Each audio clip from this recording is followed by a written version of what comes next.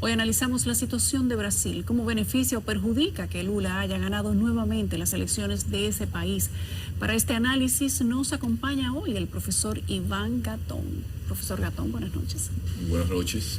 Bueno, decir que alguien que es un simple obrero en un país de 8 millones de kilómetros cuadrados, más de 8 millones de kilómetros cuadrados, y donde hay más de 200 millones de personas, y que es lo que se llama una potencia emergente en un país que se dio el lujo de tener una monarquía, es mucho decir. Y Brasil, lo que en síntesis uno podría decir con la llegada de Lula es que en medio de un mundo de tantas incertidumbres y después de los dislates de Bolsonaro, Lula trae aunque sea esperanza. El contexto no ayuda mucho, pero sí es importante decir que lo que estaba ocurriendo en la Amazonía, que eso es importante como para todos, que usted vea que la gente dice, pero que Lula es de izquierda, pero el presidente Biden como que le gustó. Lo felicito de una vez. Y Obama decía que como Lula salía del gobierno con un 85% de aprobación. De hecho, el lawfare, que eso es algo que ustedes deben tomar en cuenta esto. No hay algo más fácil que hacerle un procedimiento a un político, y más en un país como Brasil, donde lo que se hizo con Lula fue que se le acusó de que supuestamente quiso comprarse un apartamento, que nunca se comprobó. Que no tenía título, al que él nunca fue. Que al que él nunca fue, pero duró preso 500 días. Sí. Es decir, miren, Brasil es un país muy complejo, así como ustedes lo ven, es uno de los países que tiene una de las mayores asimetrías en América Latina. Cuando yo les decía que comenzó como rey, no quiero entrar en esos detalles de cómo el propio el rey Pedro es el que da el grito de Fico, es decir, el grito de independencia, porque cuando los Braganza tienen que regresar a Portugal después que termina la ocupación de Napoleón de la península ibérica, se quedó con esa estructura de reino. Por eso ustedes ven también esa cohesión. Pero es un país que extendió la esclavitud. Recuérdense de esas telenovelas que nos ponían a ver incluso en las televisiones que habían en los parques públicos que se referían a la esclavitud en Brasil.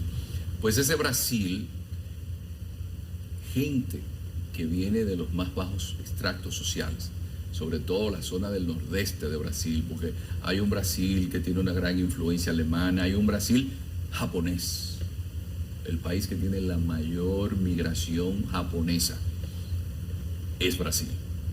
Ese Brasil, una persona que venga de un extracto humilde, ese Brasil que hasta recientemente, hasta Collor de Mello, era que se podía hacer el voto directo, donde había una dictadura militar, que Lula llegara y que pudiera hacer el gobierno que hizo.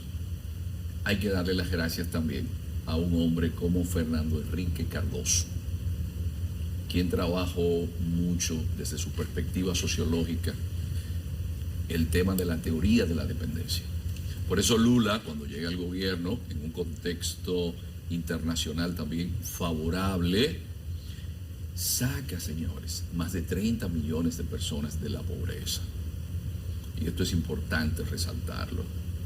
Pero también su carisma personal, y digámoslo así, la vocación del político. Lula tiene su vocación política, señores, y eso no es tan sencillo.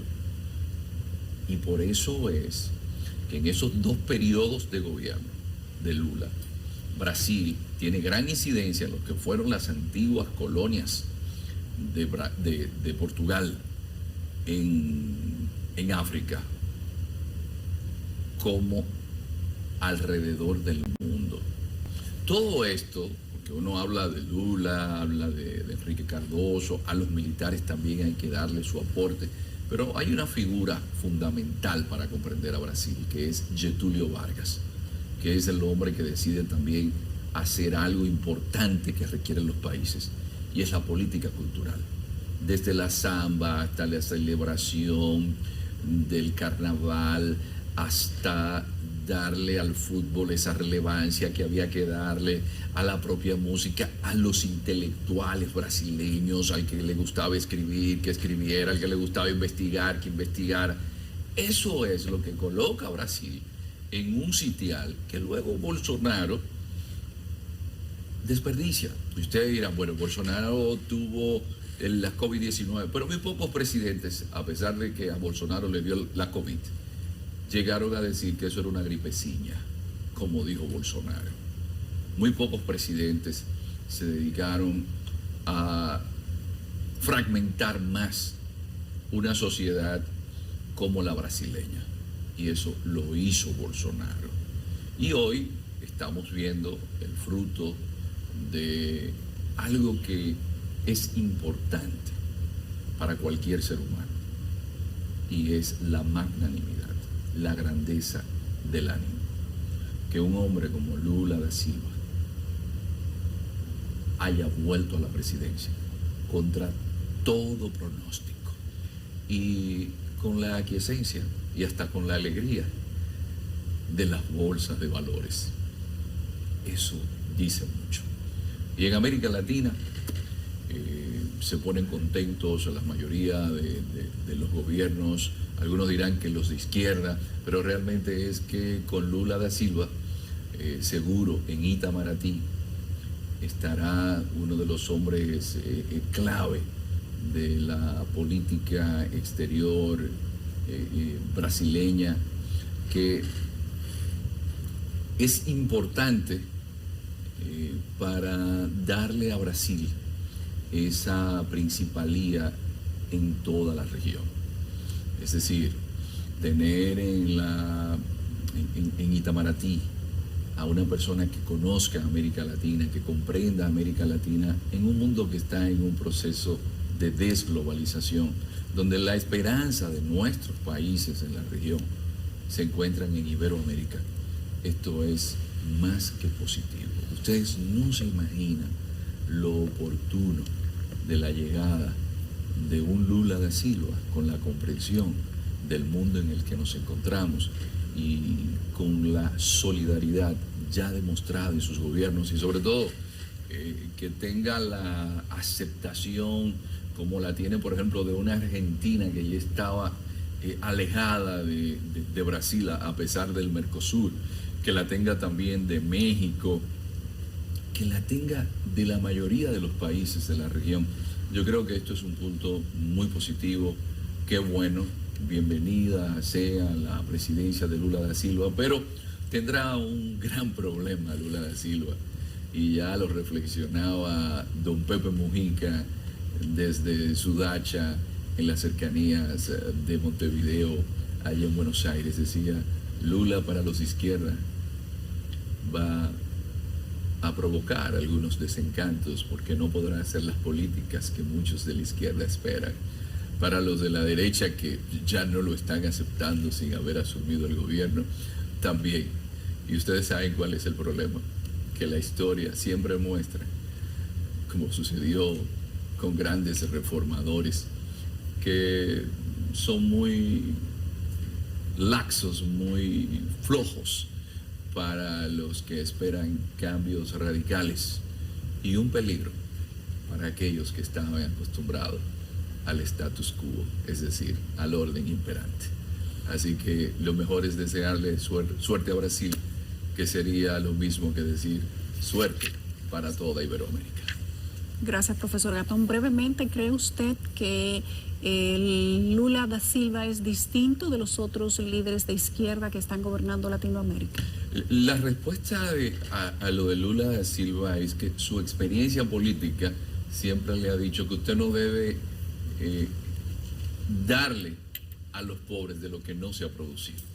Entonces, Lula da Silva es un hombre de una mayor experiencia política, pero no nos equivoquemos. La izquierda ha tenido tanto despilfarro y tanta corrupción como la derecha. Lo que sí demostró Lula en su gobierno, que no dejó de existir la corrupción, no directamente él, sino gente que estuvo en el gobierno, es que se puede hacer un buen gobierno. Pero ahora también, la llegada de Lula, búsquenla, en la COVID-19, búsquenla también en esa disrupción que provocó mayor inflación, como fue la crisis de los contenedores, pero búsquenla también en lo que está sucediendo en el mundo con la guerra en Ucrania. No importa si usted es de derecha, que es lo que está sucediendo en Europa, va a venir la izquierda. O, por ejemplo, en Europa está llegando la derecha, porque estaba a la izquierda. Y ahora en América Latina, donde estaba la derecha, viene la izquierda. Lo que esperemos, o lo que esperamos es algo que el que ha estudiado política a fondo sabe, y es que la democracia sirve para algo que Lampedusa en El Gato Pardo llamaba el gatopardismo. Decía, la democracia tiene la ventaja de que usted puede cambiarlo todo para que siga igual. Cambiarlo todo para que siga igual. Esa es la parte. Gracias al profesor Iván Gatón.